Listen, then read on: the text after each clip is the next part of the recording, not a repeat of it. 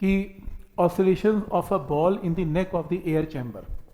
वो कह रहा है ये देखो, ये एक मान लो एक वॉल्यूम है, एक बॉडी है, और ये ना एक बॉल है। ये ना यहाँ पे एक बॉल मैंने रख दी और इसका area of cross section A है, नीचे एयर है। तुमने क्या किया, बॉल को नीचे पुश कर दिया और छोड़ दिया। अब होगा क्या?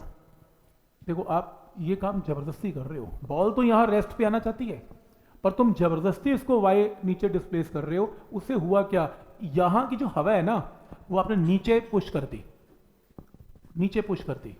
अब हवा क्या करेगी, प्रेशर डेवलप हो जाएगा उसमें। आप जबरदस्ती बॉल को नीचे लेके आ रहे हो, ये हवा नीचे की नीचे चली गई। हवा में क्या डेवलप हो गया, प्रेशर। उसने उठा के बॉल को ऊपर फेंकना है। जैसे आप छोड़ोगे बॉल ऊपर, बॉल जैसे ऊपर जाएगी वो यहाँ रुकेगी नहीं, मोमेंटम है, थोड़ा ऊपर जाएगी, फिर नीचे गिरेगी। एयर है, सॉलिड बॉडी थोड़ी ना है, फिर नीचे आके एयर को कंप्रेस करेगी, हल्का सा, बहुत ही हल्का, ऐसे मूव करेगी। प्रूव करो ये मोशन बॉल की, ये कांपेगी ऐसे ऊपर नीचे ऐसे चलना है। और एक बार तुमने शुरू करना है और छोड़ देना है, और फिर ये ऐसे ऐसे मूव करेगी। प्रूव करो ऐसे चलना है, ठीक। बॉल क्या करेगी, एयर को दबाएगी। दबाना मीन्स कंप्रेस करेगी। कंप्रेसिबिलिटी का मतलब बल्क मॉडुलस आने वाला है। एयर जब जब दबेगी वहां बल्क मॉडुलस की एप्लीकेशन है।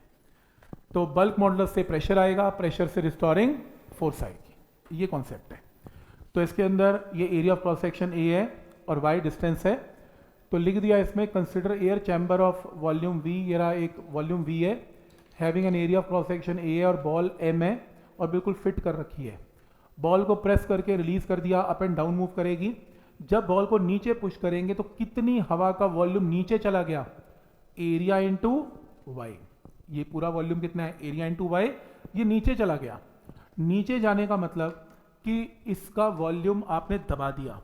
कितना दबा दिया, एरिया इंटू वाई दबा दिया। This is change in volume. Delta भी आ गया एयर का, एयर कंप्रेस कर दिया आपने।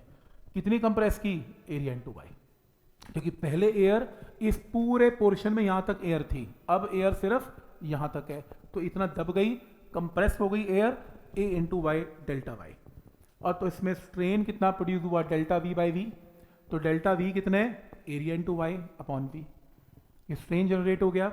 बल्क मॉडुलस क्या हुआ करता था, minus P upon delta V by V. Delta V by V, ये रहा डेल्टा वी बाई वी की जगह ए वाई अपॉन वी। ध्यान आगे, तो डेल्टा वी बाई वी की जगह ए वाई बाई वी, ये रहा क्रॉस मल्टीप्लाई। ये क्या आ गया मेरे पास, बल्क मॉडुलस। बल्क मॉडुलस का सिंबल क्या है, बी। इसे और इसे क्रॉस मल्टीप्लाई करो, क्रॉस मल्टीप्लाई करके पी की वैल्यू आ गई। तो प्रेशर आ गया, प्रेशर आ गया। तो रिस्टोरिंग फोर्स क्या है, प्रेशर इंटू एरिया, क्योंकि एयर जो है pressure into area, restoring force लगाएगी।